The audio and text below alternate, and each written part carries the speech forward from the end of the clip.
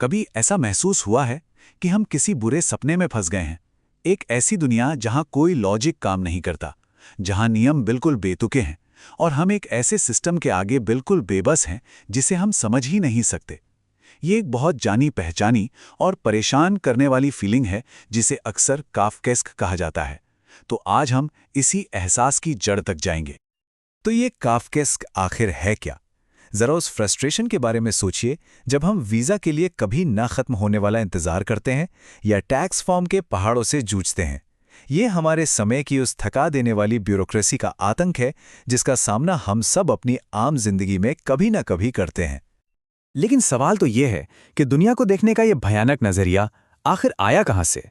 चलिए इस एहसास की जड़ तक चलते हैं, एक ऐसे लेखक और उनके सबसे मशहूर नॉवल तक जिसने हमारी सोच को हमेशा के लिए बदल दिया।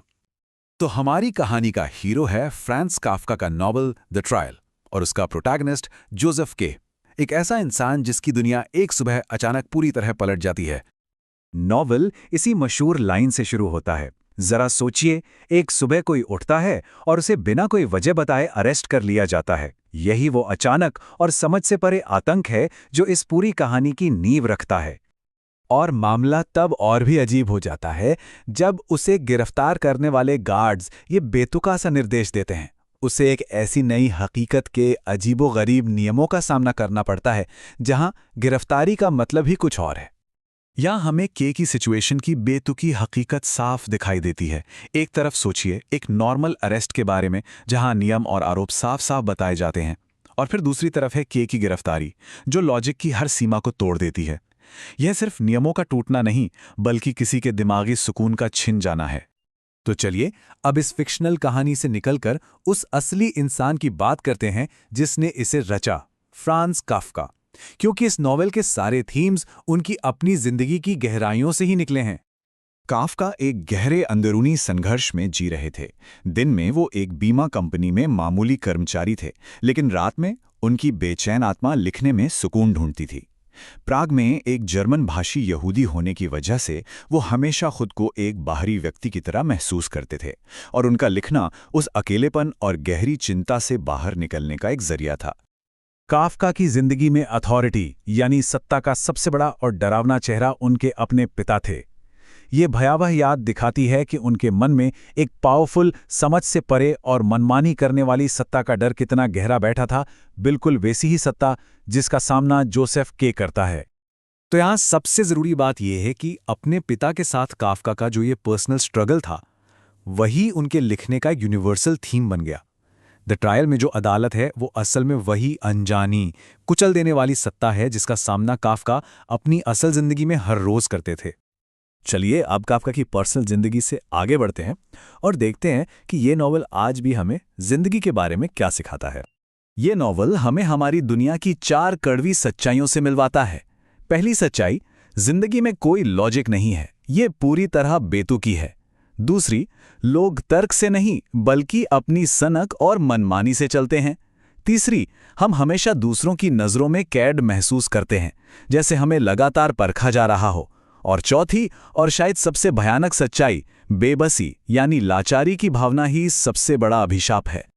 और ये लाचारी कितनी गहरी है इसका पता तब चलता है जब पेंटर टिटोरेली को बताता है कि इस सिस्टम में आज तक किसी को भी पूरी तरह से बरी नहीं किया गया है, कभी नहीं।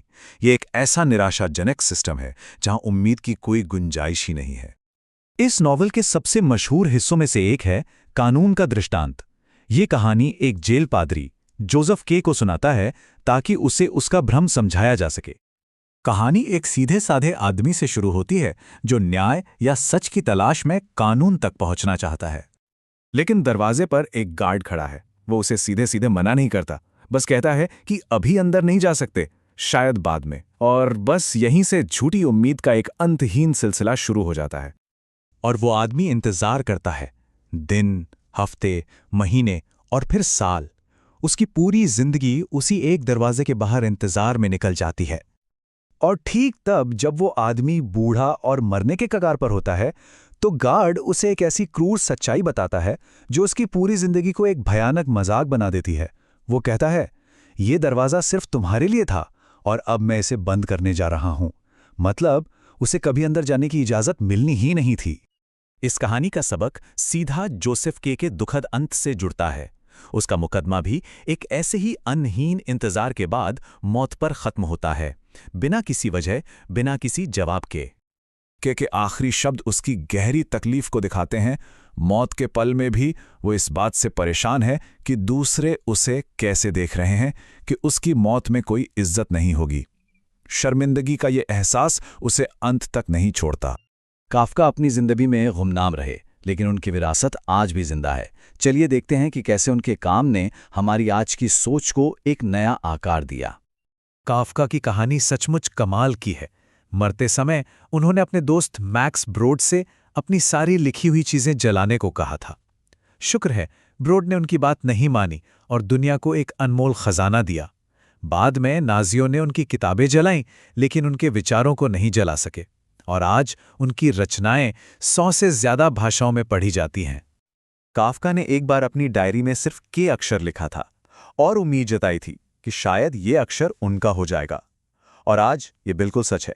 के अक्षर हम सब के लिए काफका का प्रतीक बन चुका है। और हम इस गहरे सवाल के साथ इसे समाप्त करते हैं। अगर काफका के लिए जिंदा रहना ही एक तरह की परख पर रहना है, तो हम सब पर असल में आरोप क्या है? शायद ये एक ऐसा सवाल है जिसका जवाब हम सभी को अपनी जिंदगी में खुद ही खोजना होगा।